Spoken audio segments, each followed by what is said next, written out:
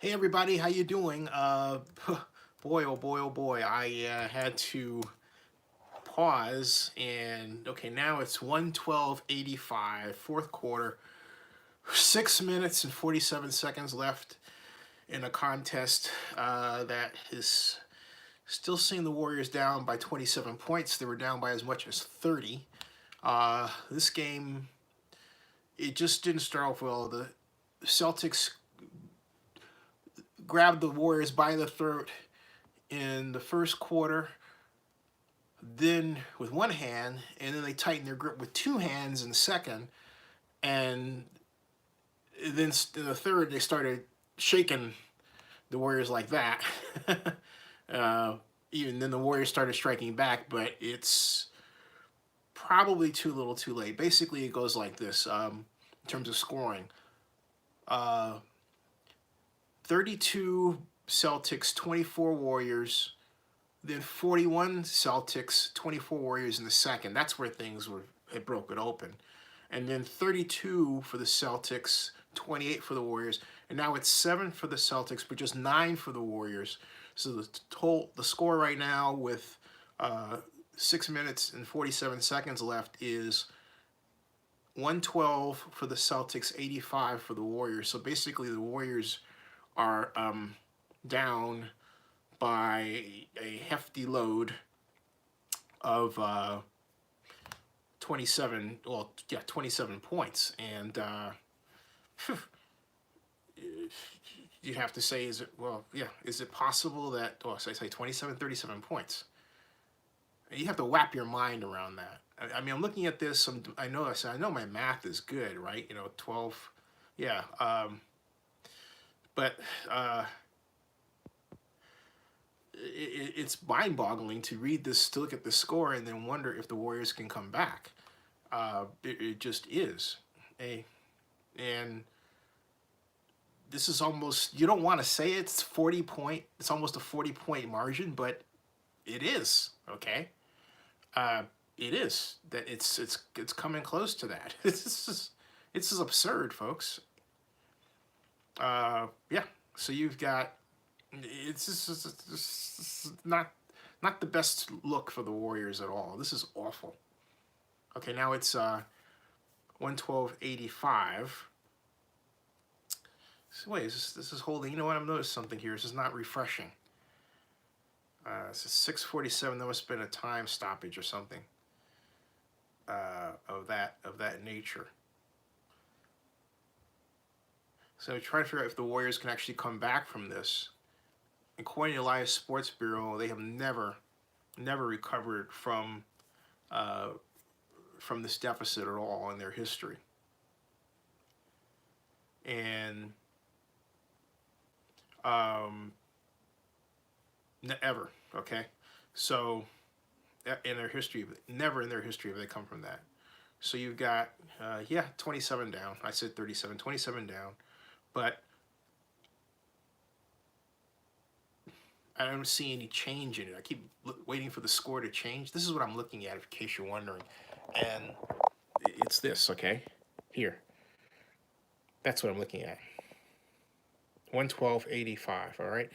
And see, now it's 6:30 and the score still hasn't changed. What you want to see is this go from 85 to 90.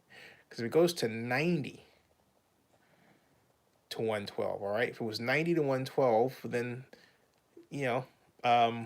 there's 22 points down and you're talking striking distance, okay? But this, ugh. I mean, 112:87. Thank you. Okay, so the Warriors, this is late to update. Usually it's right on time. So the Warriors fortunately have, they have some time, but not a lot. It's possible. I don't want to say they can't do it. It's now 112:87.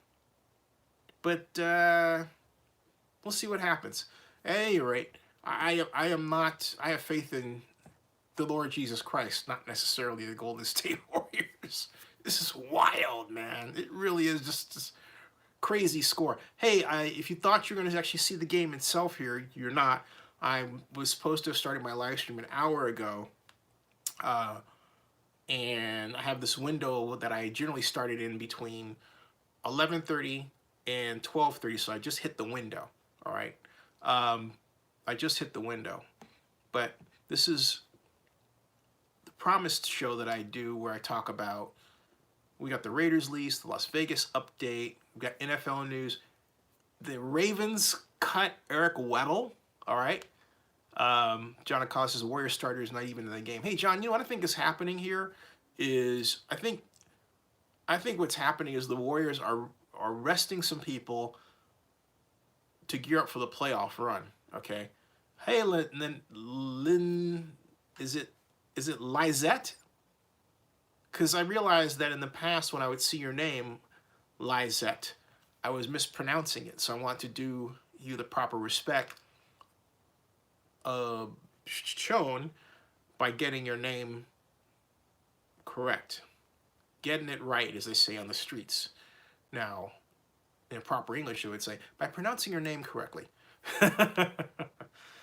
Gonzo asks, he says, do you think the Raiders look at Weddle and Mosley both not returning to the Ravens? I think anybody not looking at Eric Weddle is insane. You have to, given what he has done on the field all the way up to last year. We're not talking about a slouch here, okay? We're talking about a person who, in Eric Weddle, who has put up these stats. According to ProFootballReference.com. Eric Weddle, he's 5'11", 195. He played all 16 games, all right? He's played 185 games his career. And starting from 2007 to last year, 2018. Last year, with Baltimore, he played, he had 16 games, as I said. He's had, no interceptions. But he did have 3 passes defensed in 2018. In 2017, he was really effective. He had 6 interceptions. He had 1 return for a touchdown. And he had 2 forced fumbles. He had 63 combined tackles, 49 solo tackles, 14 assists. In 2018, he had 68 combined tackles, 54 solo tackles. He had more tackles. He had 14 assists as well. So he was still effective. He didn't contribute as much in the interception department, but overall, in terms of tackles, there's no question but that Eric Weddle was effective. So I think if I'm the Raiders and I'm sitting there, the question is, what am I willing to part for Weddle?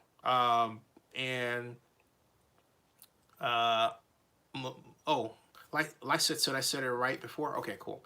Joseph Ramirez is saying, earlier today I had asked if we are concerned about signing 3 first-round players or Antonio Brown. Could we essentially defer the contracts until we get to Vegas when more money is available? No, you can't. No, players aren't going for that. Players want, and this is something that Joey Bosa started, okay? Signing bonuses used to be spread out that way, but Bosa sued the San Diego Chargers of the NFL and won and got his guaranteed money up front. And was still, I think it was designed so it was paid in 2 chunks, but there are 2 chunks very close together. In the past, yeah, you could get away with doing that, but not this time. Now you've got to pay. And what's staring the Raiders in the face is the fact that you still have a $100 million guaranteed contract with your coach, all right? You owe Derek Carr $20 million if you're going to keep him and sign him. So, and that's on top of everything else. So it's not the loosest situation for the Raiders in terms of dollar flows for personnel. And it comes at a time when, yeah, they've got first-round picks, and you would say, well, gee, they've got these picks, and so they can't be in trouble. Well, no, the reason why they have the picks is because they were in financial trouble and could not think about it. The Raiders they couldn't afford to sign Amari Cooper. They were due to pay Amari at least $13 million, all right? That was last year. The year before that, excuse me, yeah, just the calendar year before that, in terms of the fiscal year before that, not the actual year, the fiscal year before that, the Raiders were in a position where they were to pay Khalil Mack at the minimum $13 million, and we saw how that came out. The Raiders couldn't do it. So what happened was the Raiders took a look at their situation. Had the Raiders maintained Amari Cooper, right, they would have had to pay Amari $13 million and Derek Carr $20 million. So yeah, you're looking at $33 million you have to cough up right there for two players. The Raiders could not afford that. And the point is that, hey, the Raiders are going to have to eat $20 million if they want to keep Derek Carr. Now, and again, here's the balancing act. You got Derek Carr that you say you want to keep. You say he's your franchise guy, but you have 3 picks in the first round. You cannot afford to sign all 3 picks in the first round, let alone, and then finish the draft. Okay? The Raiders are going to wind up either getting rid of one or two of those picks, going up, maybe winding up with one big first round splash, and then going down stream and picking up the rest of the players and trying to sign those for cheap. That's the scenario it looks like for the Raiders. All right, let's check on the Warriors and see what's happening here. 2 minutes and 59 seconds left. 119.89. Yikos. That's definitely a 30-point game right there. They're just getting their butts handed to them. I mean, this is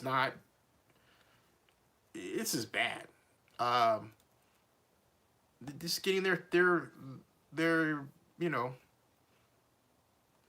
they're sucking tonight. Now the standings in terms of the Eastern Conference, the Bucks are 48-16. The Raptors are 46-19. The Pacers are 42-23. The 76ers are 41-23.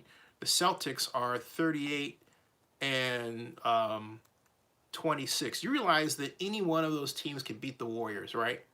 So the path to the NBA Finals looks murkier this year in terms of the actual winner than it did last year when the Warriors won. You've got some powerhouse teams in the East, without question. Then the Western Conference, of course, is the Warriors, the Nuggets, and then it takes a drop. We go. The Rockets are 5.5 games out.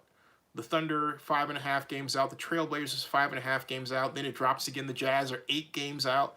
The Clippers are 8.5 games out. The Spurs are 9 games out. The Kings are 12 games out. The Timberwolves are 14.5 games out. And the Lakers are 14.5 games out. And the Pelicans are 15.5 games out. The Mavericks, 17 games out. The Grizzlies, 19.5 games out. The Suns, 31 games out. Okay? So about the only good thing you can say about the Lakers situation right now is there are 4 teams that are worse.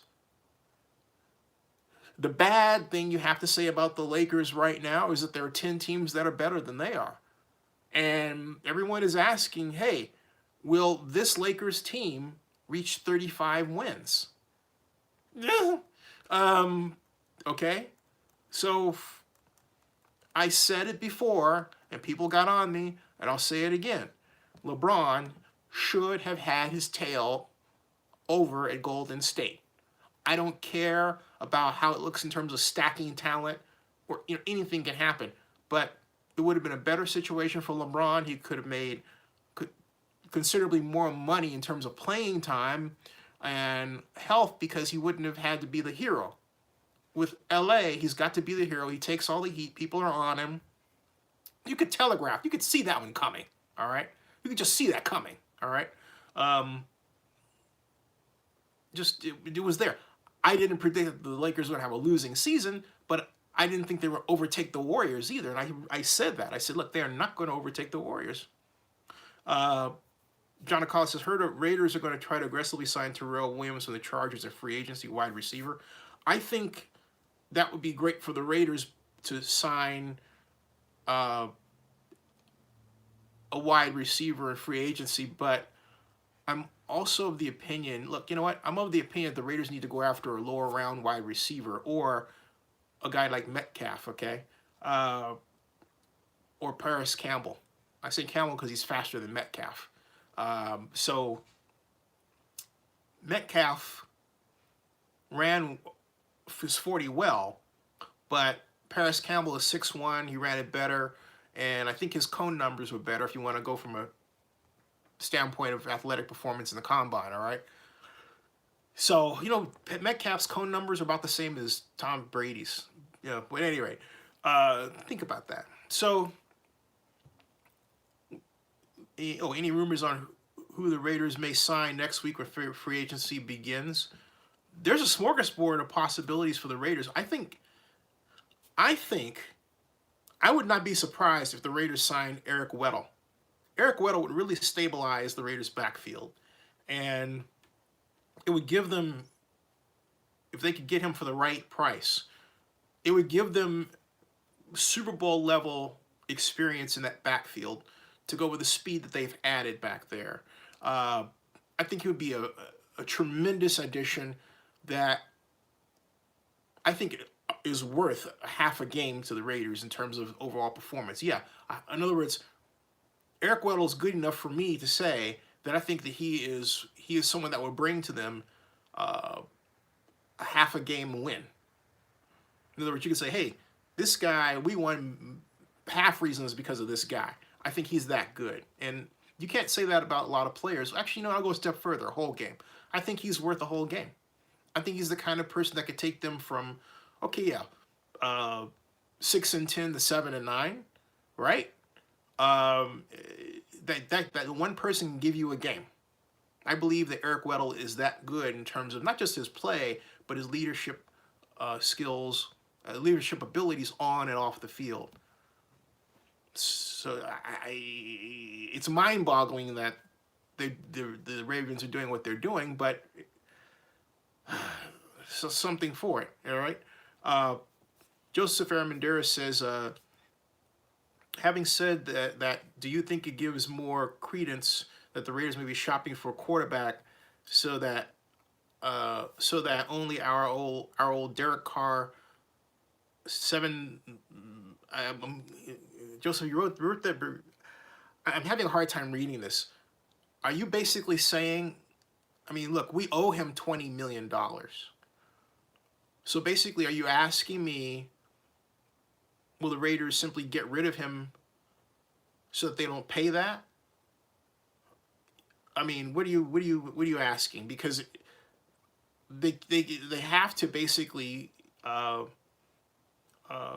if they cut him, you're saying re-sign him or renegotiate him for something lower.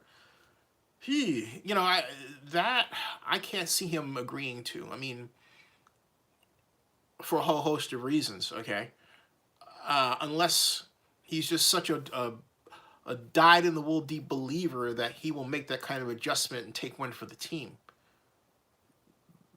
That's notable. That's laudable. Can I see him doing that? I don't know. I'm not going to say no because, to be honest with you, I see, if I had to pick a person who I think was most likely to make that kind of decision, it would be Derek Carr. I don't know the man. I have only interviewed him in person once. I have never had a conversation with him, so I can't pretend to know what's in his heart. But what I sense is that he's the kind of guy who might do that. So, hey, we'll have to see what happens, because I have a feeling the Raiders are trying to square that circle as we speak. Melvin Lovejoy says Metcalf would be awesome. Yeah, can you match him in a wheel route? Ooh. Arcade says, I would love to see the Sacramento Kings against the Warriors in the first round, the I-80 series. That would be fun, wouldn't it? John Akala says, where do you see Tyree Jackson getting drafted? Mid-first round? I see Tyree after his performance. Well, let's go down the line and see who might take him, because I need to do a mock draft, and I'm NFL draft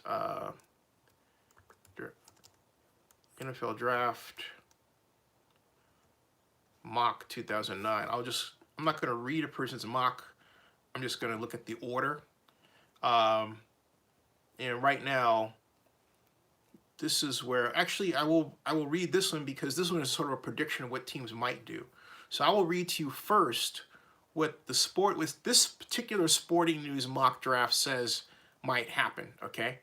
And we'll now open up this part of the conversation from that point, all right? Hey, welcome to Zenny62. Please subscribe if you haven't done so already.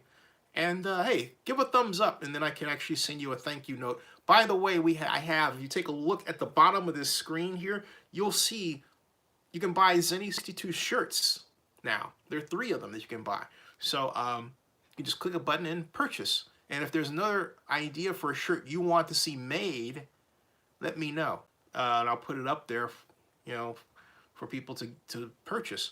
Okay, here is the mock draft as is seen by the Sporting News. This is the predictive style. This is where a publication predicts what it thinks NFL teams might do, okay? So we have Kyler Murray, Arizona Cardinals, #1. The Raiders are Nick Bosa's thought of going to the San Francisco 49ers. And #3, Josh Allen thought of as being on his way to New York Jets. The Raiders are seen as picking Quinnen Williams as defensive tackle.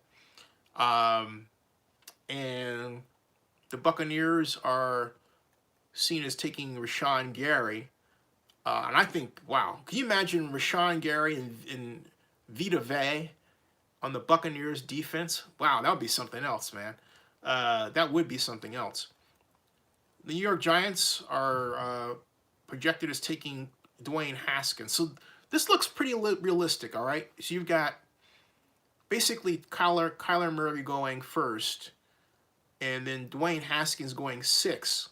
Now, let's see what happens, because remember, Haskins was interviewed by the Raiders.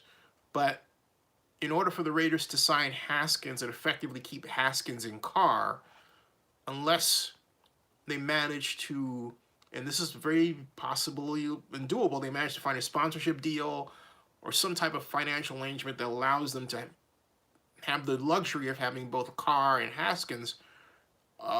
Unless that happens, this NFL mock draft scenario is, so far reading, is fairly realistic, okay? Jacksonville Jaguars, Twan Taylor, offensive tackle. Montez Sweat is going to the Detroit Lions. That's the only thing I disagree with. I can't see Sweat lasting that long. I just can't see it. I can't see this guy going to the combine, doing that well, and yet not moving up.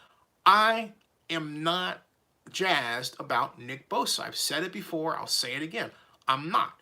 I know others are, but he comes in with 2 injuries, an ACL in high school, and this, well, basically sports groin injury, and I'm just not optimistic. I don't think you spend that much on a player that high when you could take someone else who doesn't have that early injury history before he gets into the league. Metcalf is seen as going to the Bills. Broncos, Drew Lock at quarterback. Now, it's here that I think the Broncos would be just as likely, if not more so, to pick Tyree Jackson, okay? Bengals are seen as getting T.J. Hawkinson. This guy has the Dolphins taking Daniel Jones at quarterback and then Ed Oliver coming to Houston from Houston coming to Atlanta, which I question because the Atlanta Falcons have to start thinking about a heir apparent at quarterback for Matt Ryan. And so, hey, Redskins are seen as taking Greedy Williams at cornerback. Panthers, Anthony Dillard. Browns, Devin White. Minnesota Vikings, Jonah Wilson's off. This is one of these mock drafts that's not friendly to Tyree Jackson. It's like the Raiders are seen as taking Brian Burns, Florida State. There are no trades going on here, all right? Philadelphia, Indianapolis Colts, DeAndre Baker. The Raiders are seen as taking a N'Keal Harry, a wide receiver. I don't want to stay with the 27th pick. Chargers, Jerry Tillery, and Byron Murphy, the cornerback, is seen as going to the Chiefs. Irv Smith from Alabama is going to the Packers. Jason Ferguson, linebacker, is going to Louisiana Tech, going to the Rams. And the Patriots are getting Trayvon Mullen from Clemson. And that's it, okay? So they're not, this draft, this mock draft that I read to you is not friendly to Tyree Jackson. I personally think Tyree Jackson's a low first-round pick. So that's me, all right? I would spend that kind of money on him. But if you go along with what I originally said, that this mock draft is right now seems the most realistic in terms of possible outcome, although it lacks trades, okay, then it pushes Tyree Jackson into the second round. I can't imagine him sticking around longer than round 2, okay? I can't. I would not be surprised to see him go in the lower first round. But again, there are going to be trades here. So what I just read to you is not happening. I mean, it looks realistic from one standpoint in terms of what the picks that are in place, okay? But look, this is not happening because I can tell you, if the Cardinals have Kyler Murray cemented in, all right, a lot of people are going to be making deals with the 49ers. Maybe somebody else, maybe someone else feels that they want Nick Bosa more and are willing to give up something for the Niners. Maybe, I can't see the Raiders valuing Nick Bosa to that extent. So let's see what happens. I'm not sold. I'm not sold on this. We'll see. I'm not seeing. On the other hand, there's scouts who say that Nick Bosa has a greater upside than his brother Joey, and if that's the case, you gotta take him, you know. So let's say the Niners take him, and then the Jets, Josh Allen, and then Williams. I see a wide receiver going here. I don't see this. I don't see this going bang bang bang defense quite like this is pictured at this point. So, but hey, I don't see it. I keep saying I don't see it, but then the question is, all right, because the other question is this: if the Cardinals are not keeping Josh Allen, what are they getting for him? Right? So when you start, all right, what are they getting for him? Let me get your, I'm getting away from your comments. I apologize. So I was getting into all these scenarios. But that's, so anyway, where I see Tyree Jackson going is more than likely the second round. That's different from what I see him as valued. And I believe he's a low first round pick, okay? In fact, I'll go a step further. I think this entire draft, in terms of evaluating quarterbacks, is bass awkward. I mean, look, this dude is 6'7", okay? He runs a 4.59 40. The dude can whip a pass 80 yards on a dime. He tore up the Senior Bowl. So what is this frickin' game of, well, you know, if we keep saying he's mediocre like 100 times or 1,000 times, people will believe it. You know what I mean? In a normal situation, that conversation doesn't happen. The man, again, I'm repeating this, the man is 6'7". But then you hear, well, he's got a long stride. You know those tall quarterbacks, they have a long stride. Well, I mean, look, Cam Newton is what, 6'6"? Yeah, Cam Newton, if I double check Cam Newton's height, Cam Newton, all right? Height and weight. Cam Newton clocks in 6'5", okay? So Ben Roethlisberger is 6'5", and Tyree Jackson is 6'7", all right? So right now, if I typed tallest QB in NFL, I would get Brock Osweiler's 6'7". No one talked about him having, you know, super long strides. Nick Foles is 6'6". Nick Foles won a Super Bowl, and he could run, right? So I don't. So when I start looking around, Joe Flacco is 6'6". So this talk about Jackson having, well, he's got this arm problem, this stride problem. It really sounds absolutely ridiculous. It just plain does. It just plain does. Okay. So Novin Ledger says, do you believe the Antonio Brown rumors, or are they to drive up the price? Antonio Brown is a valuable wide receiver. He is worth several first-round picks. Okay, the Steelers should seek a high first-round pick, like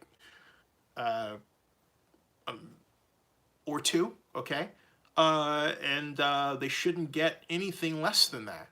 If they can't get that, then they can't get that.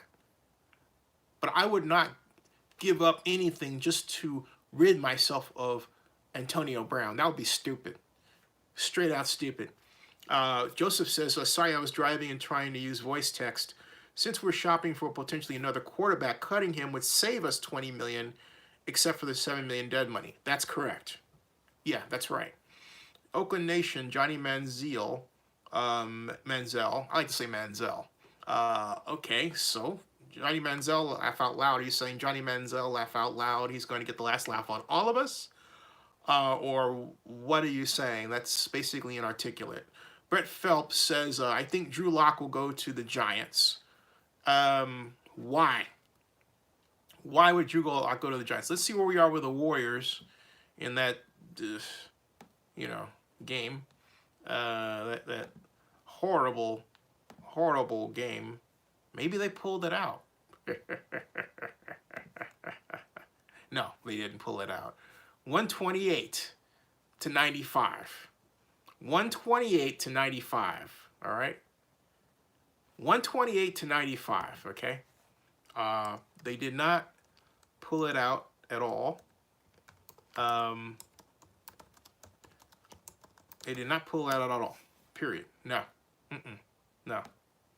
Just did not happen.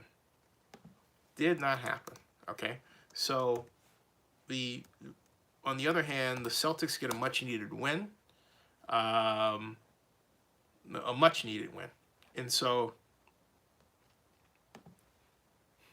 there we go from there, okay? Now, where are we? We've got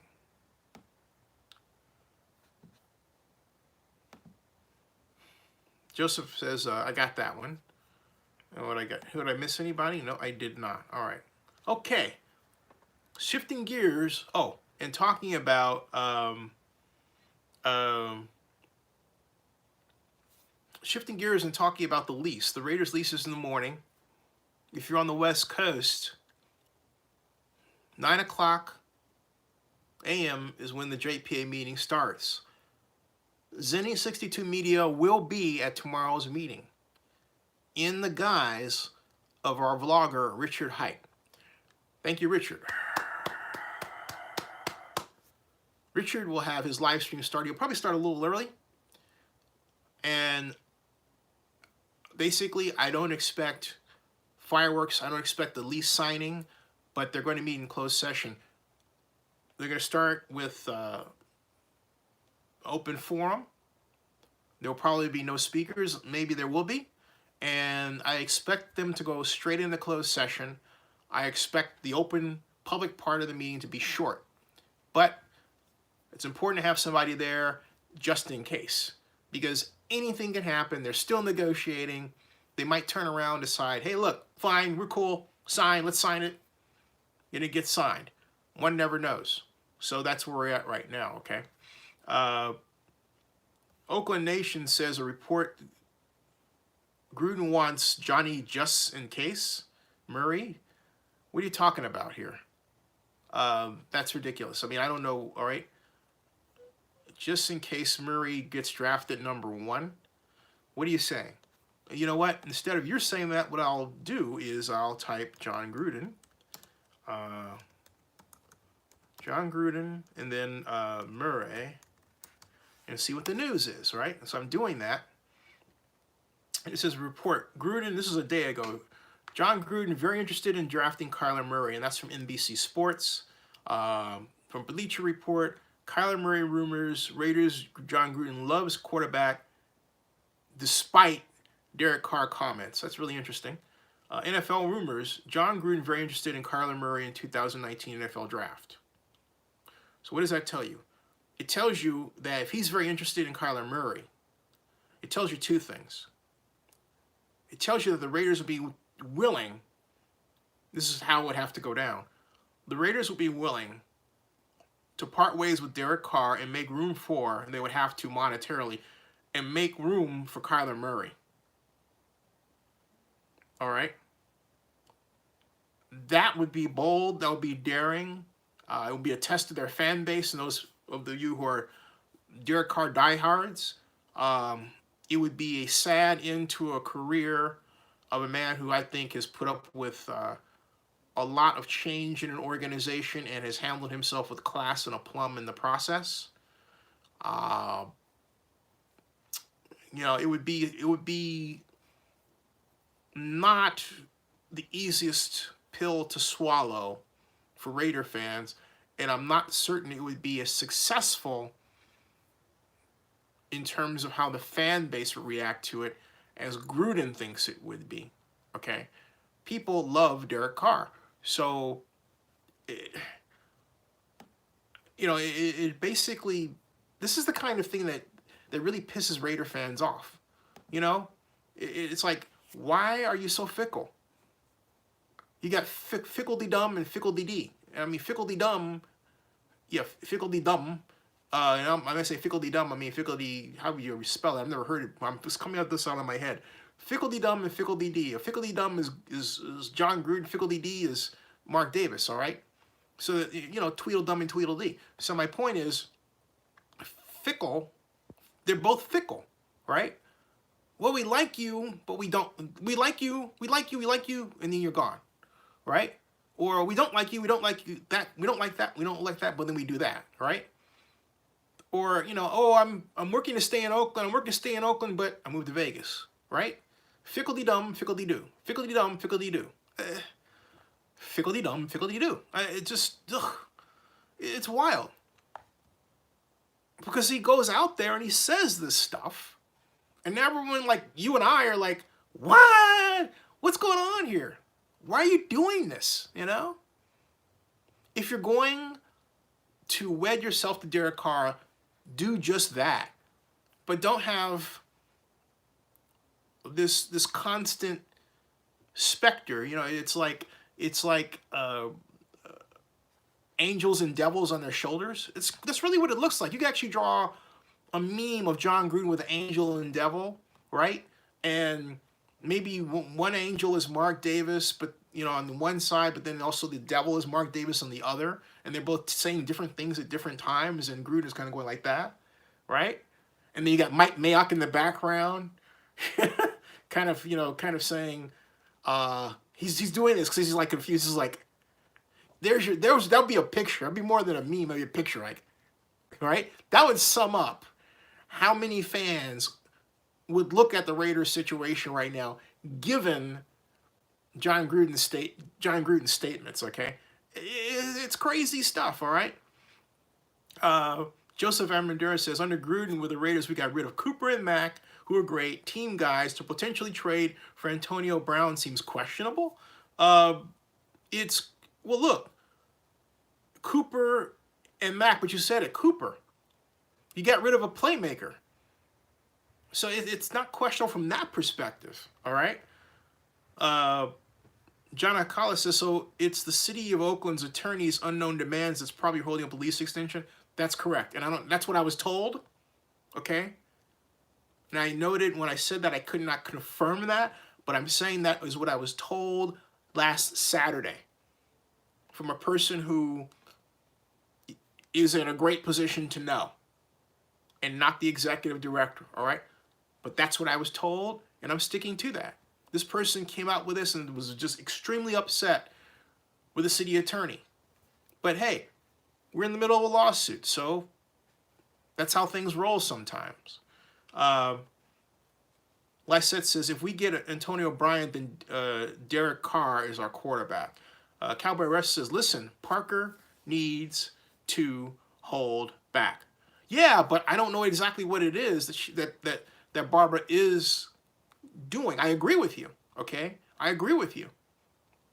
Because the way I see it is this. You've got the lawsuit on the one hand, and you have the lease situation, the JP on the other, and the two should not, look, if the JPA is neutral, stay out of it, okay?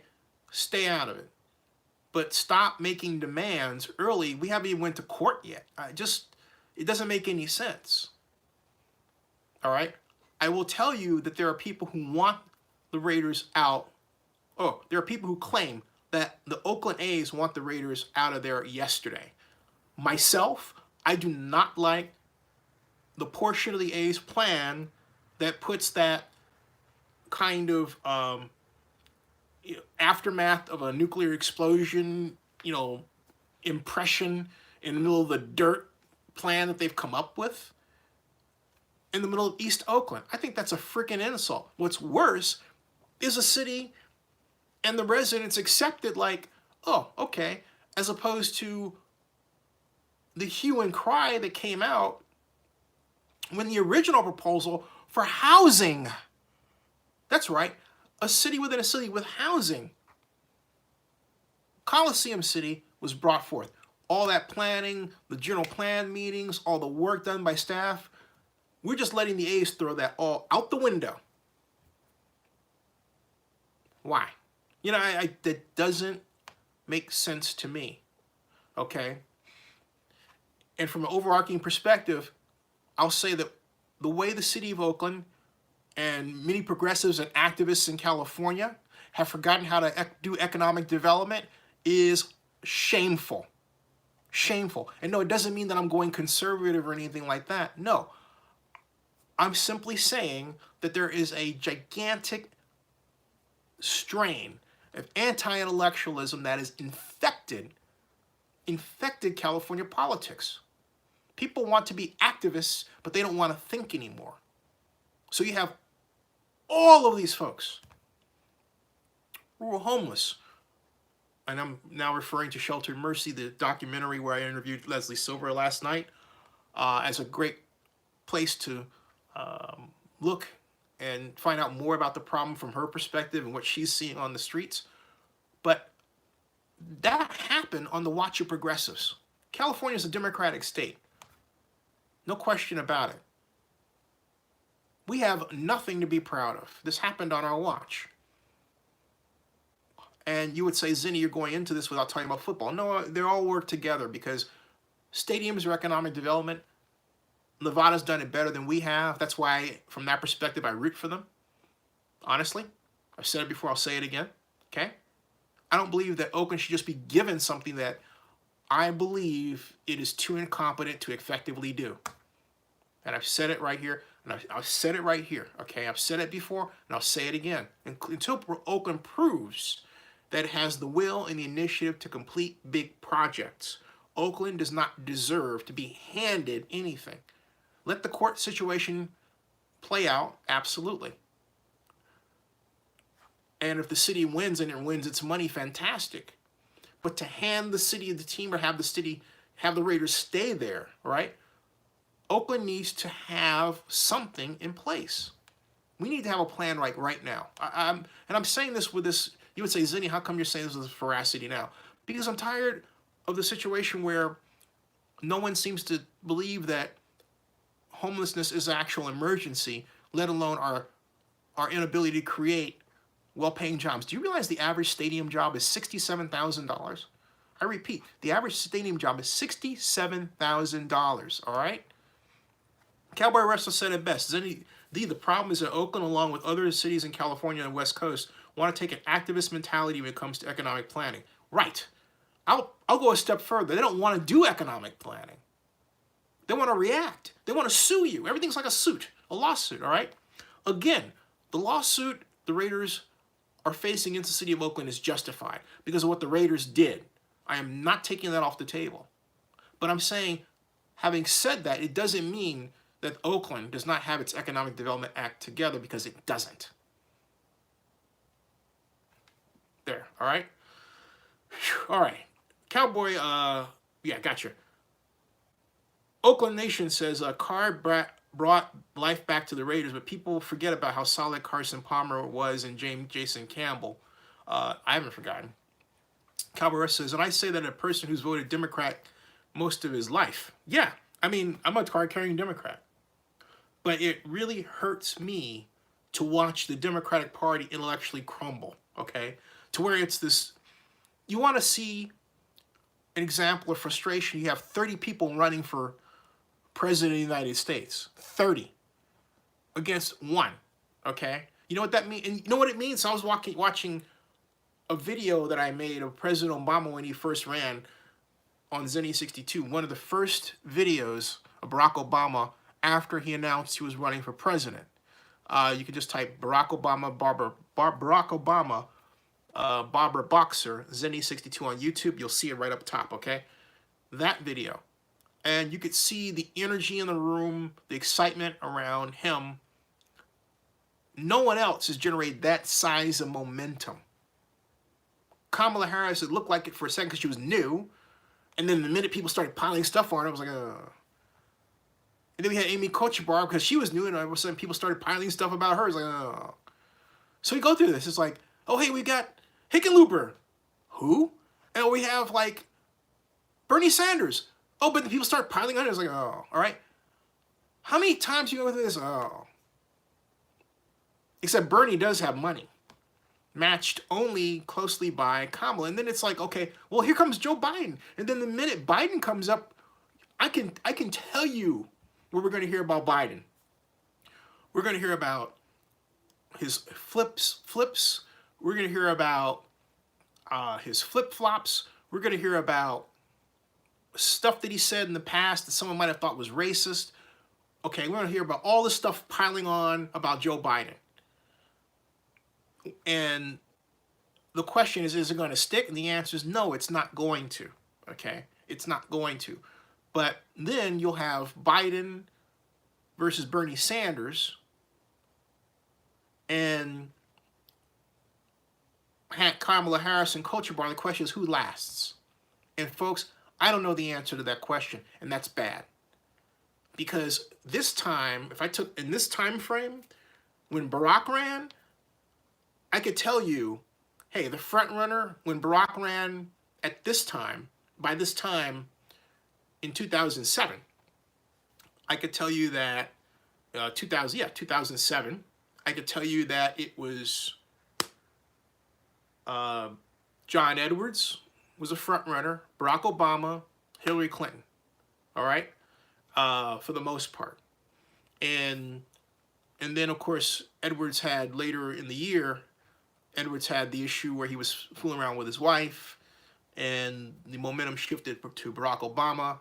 And then it was Obama and Hillary and Obama going into the convention, and then President Obama emerged, right? But it was obvious that Barack had tremendous momentum that neither other had. He was drawing huge crowds wherever he went. 18,000 in Oakland. I think 75,000 in Oregon. I did say that. 75,000. All right? I mean, these crowds were insanely huge. So, can't see that. All right. So anyway, back to sports. Joseph Amandura says, you may have done this in the previous videos. Give us your 4, 24, and 27 picks. I'm not going to because I haven't laid out my mock draft yet. I'm going to do that this week. But okay, you know what? For grins, I'll do that. All right. First of all, I don't think it's going to be 4, 24, and 27. I think the Raiders are going to take their 4 and their 27, and I think they're going to try to package all 3 and move up because they can't afford all those people. All right. So I think 4, 24, and 27 might become a 2 or a 1. I'll repeat that. I think the 4, the 24 and the 27 might become a 2 or a 1. I don't think they're going to trade with the Niners. But I believe, I'm going to say this because it's very possible, given what Gruden is saying. I believe the Raiders are trying to work a trade to get the Cardinals pick. All right? So if that happens, then it's very possible that Kyler Murray can wind up coming to the Raiders. All right? So there's my prediction. And folks, I'm not saying that's the one you should bank on. You should take the money to the bank. But it's a junk bond prediction. In other words, it's that prediction that it's basically high risk, it's basically high risk, high reward.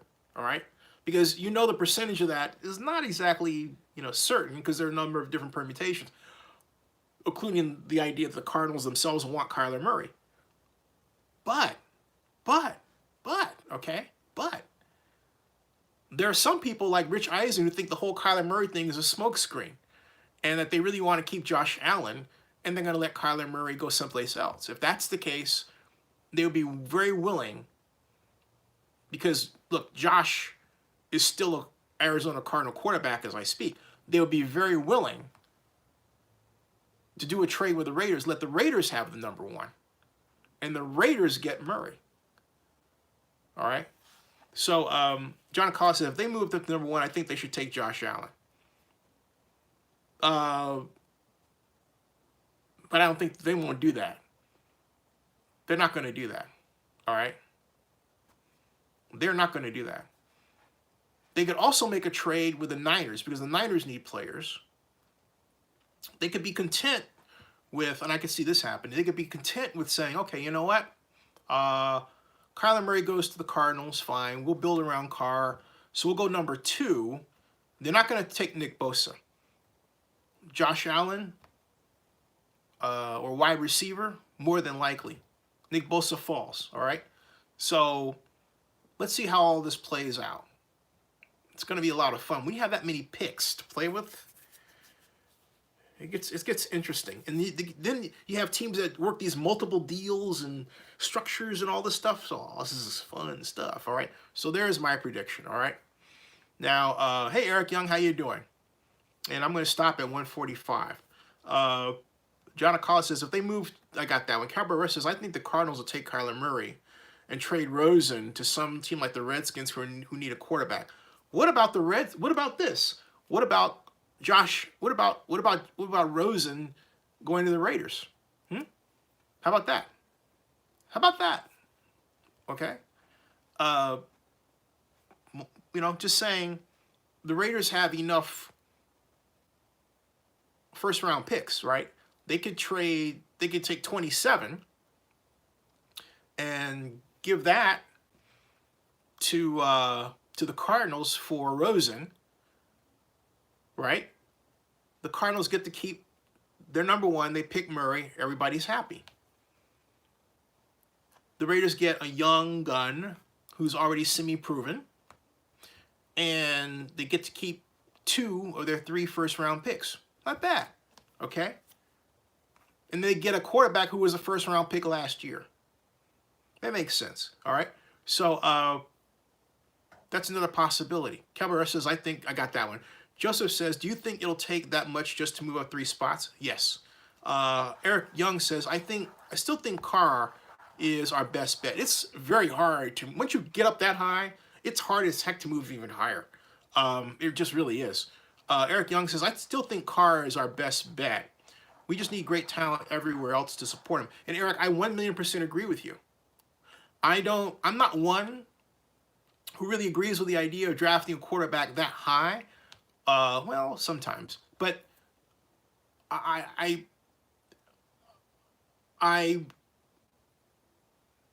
do hold out exceptions when the quarterback, like Lamar Jackson, is exceptionally physically gifted. But you can get a guy who has equivalent, if not arguably better physical gifts than Lamar Jackson in the second round if you're willing to wait for Tyree Jackson. Okay? Tyree is a balancing act, because I believe he's going to smoke his pro days and make someone out there really, really, really excited to have him.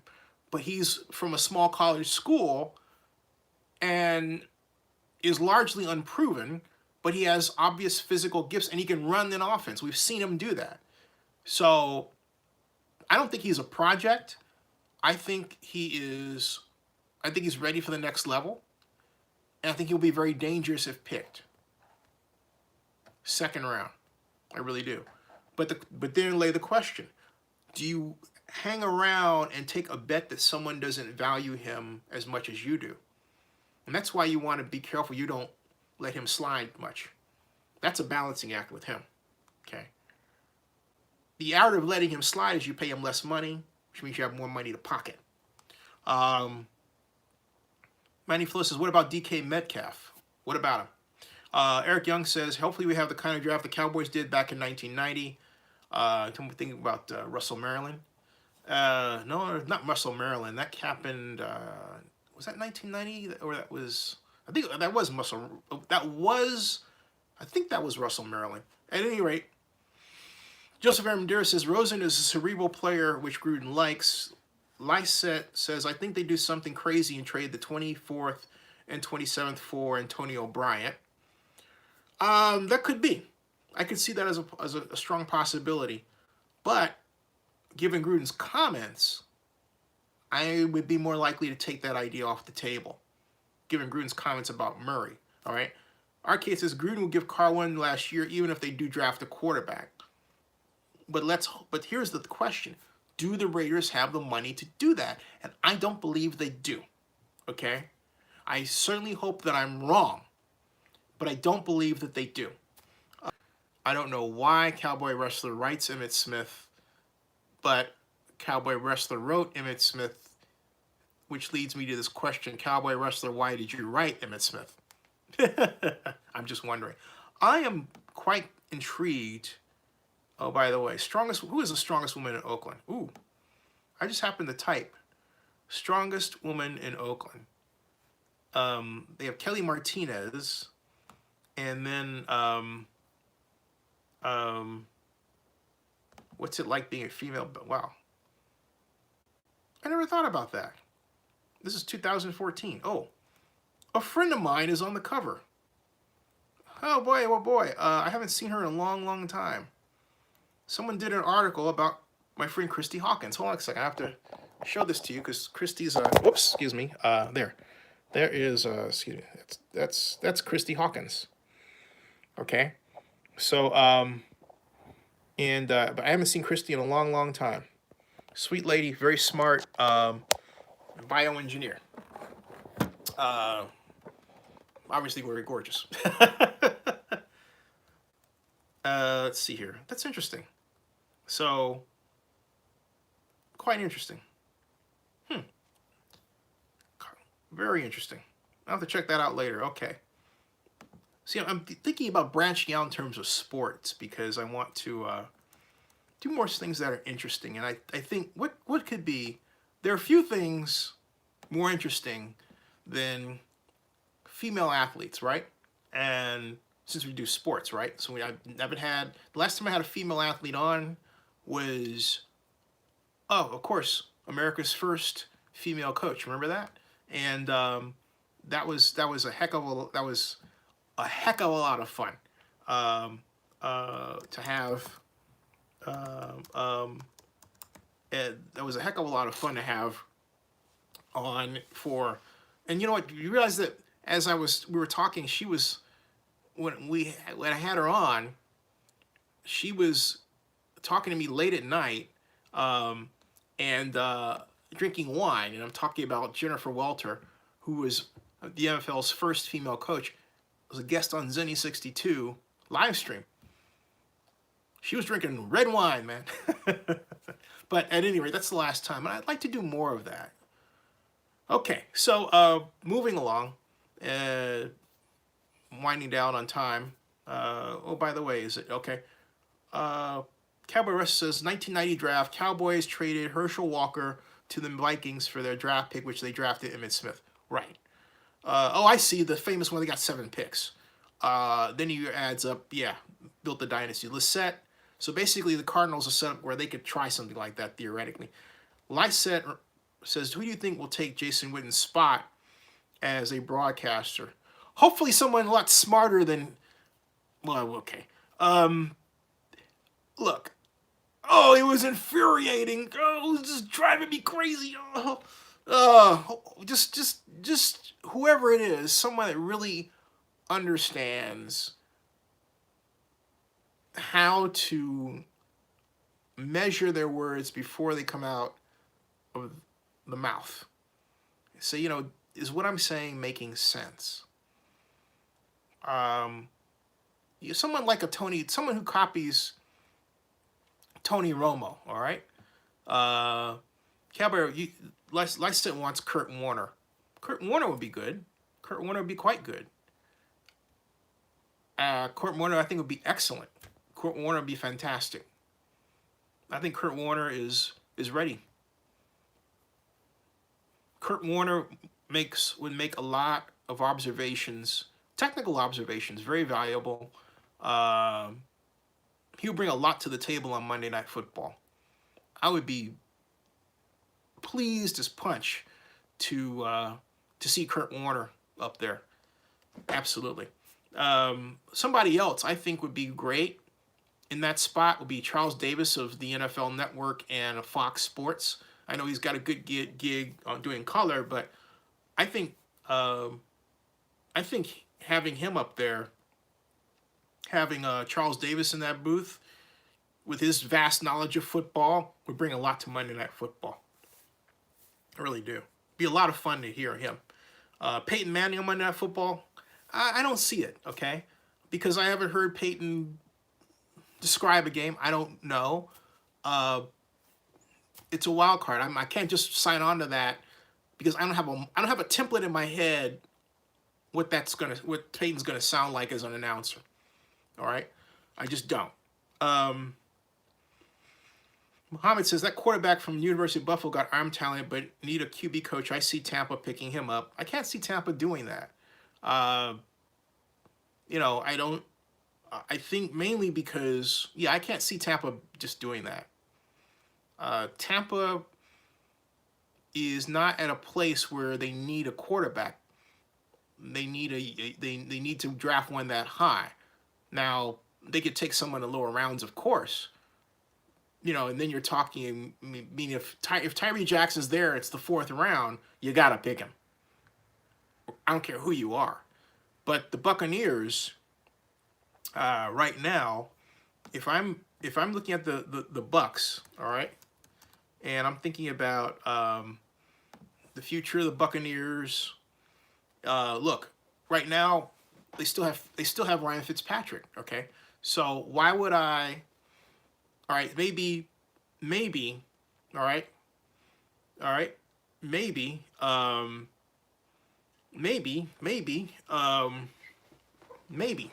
okay, maybe,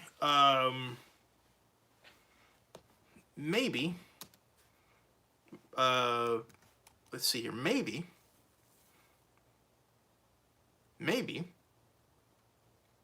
he becomes a free agent, okay? Does Ryan Fitzpatrick. It's free to sign anywhere.